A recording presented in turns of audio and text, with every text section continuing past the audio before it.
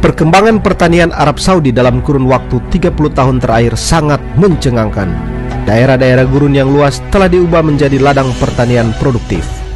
Arab Saudi adalah negara gurun tanpa sungai atau danau dengan curah hujan yang sangat sedikit, menjadikan air sangat langka dan begitu berharga di Saudi Arabia.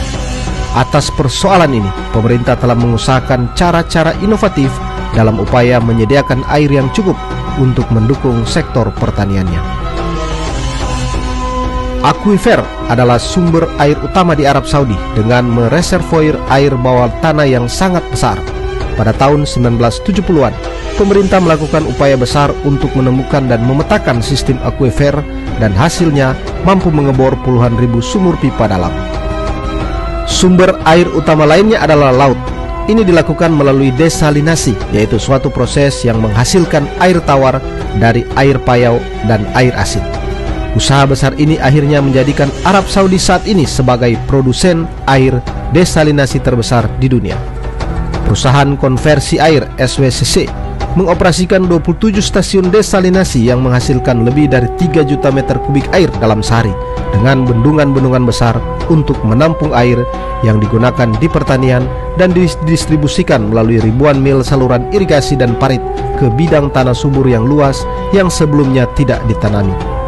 Selain itu, mereka melakukan daur ulang air yang diperkirakan sebanyak 40% air yang digunakan untuk keperluan rumah tangga di daerah perkotaan didaur ulang untuk kebutuhan air bersih dan pertanian.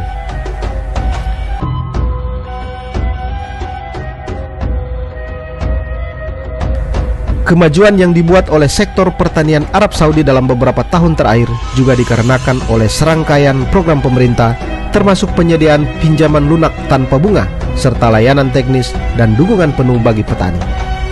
Pelaku usaha di sektor pertanian juga mendapat pasokan air, bahan bakar dan listrik berbiaya rendah, serta bantuan benih, pupuk dan mesin pertanian tanpa pajak. Mitra usaha patungan asing dari individu dan perusahaan Saudi dibebaskan dari pembayaran pajak untuk jangka waktu hingga 10 tahun. Dan peraturan investasi yang berlaku sejak tahun 2000 telah memberi keuntungan bagi pelaku usaha pertanian. Badan utama yang bertanggung jawab untuk melaksanakan kebijakan pertanian adalah Kementerian Pertanian, yang juga memberikan bantuan penelitian dan penyuluhan kepada petani.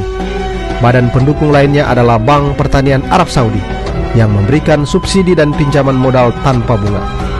Organisasi pabrik silo dan tepung biji-bijian didirikan untuk membeli dan menyimpan gandum, membangun pabrik tepung dan memproduksi pakan ternak yang mendukung pertumbuhan pertanian nasional.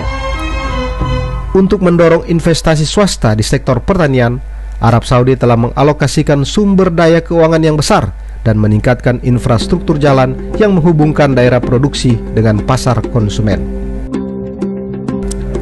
Selain itu, program pendistribusian lahan dilakukan bertujuan untuk mendistribusikan lahan secara gratis sebagai cara untuk menambah luas areal budidaya dan mendorong produksi tanaman dan ternak. Penerima manfaat diwajibkan untuk mengembangkan minimal 1/4 permukaan tanah dalam waktu 2 hingga 5 tahun. Setelah melalui proses penilaian dalam waktu tertentu, maka petani mendapatkan kepemilikan penuh atas tanah yang diolahnya itu.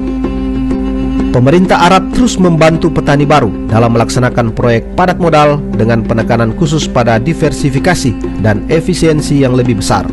Untuk meningkatkan produktivitas pertanian, pemerintah juga mendanai dan mendukung proyek penelitian yang bertujuan menghasilkan tanaman pangan baru untuk meningkatkan panen dan mengembangkan varietas tanaman yang lebih tahan terhadap hama.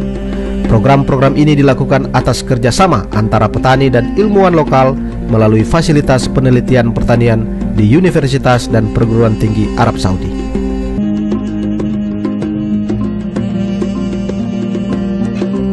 Sekarang ini petani Saudi menanam biji-bijian dalam jumlah besar seperti barley, sorghum, dan millet. Pemerintah juga meningkatkan produksi buah dan sayuran melalui penerapan teknologi pertanian. Transformasi pertanian ini telah mengubah pola makan tradisional negara itu, memasuk keragaman makanan lokal yang tak terbayangkan beberapa generasi yang lalu. Kurma tidak lagi menjadi makanan pokok bagi orang Arab Saudi seperti di masa lalu, meskipun kurma masih merupakan makanan tambahan yang penting. Sebagian besar produksi kurma tahunan saat ini diperkirakan sekitar 1,5 juta ton dan terdiri dari 450 jenis berbeda. Bahkan sebagiannya digunakan sebagai bantuan kemanusiaan internasional. Beberapa perkebunan termasuk di Al-Ahsah didedikasikan sepenuhnya untuk produksi kurma bagi bantuan luar negeri dan menyumbangkan puluhan ribu ton kurma setiap tahun untuk mengatasi kelaparan dan kekurangan pangan, terutama melalui program Pangan Dunia dari Organisasi Pangan dan Pertanian Perserikatan Bangsa-Bangsa atau FAO. Banyak negara mendapat manfaat langsung dari bantuan program Arab Saudi yang ditawarkan melalui WFP.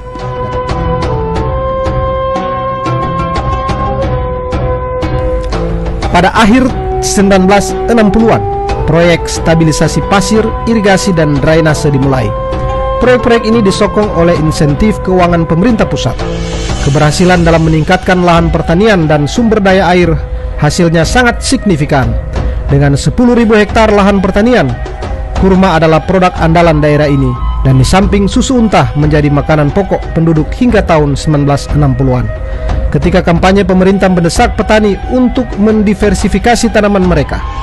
Sejak itu, lemon, kentang, beras, jagung, tomat, dan mint juga dibudidayakan. Pemerintah Kota Al-Ahsah mengizinkan 1 sumur per lahan pertanian. Hasil pertanian selalu dikonsumsi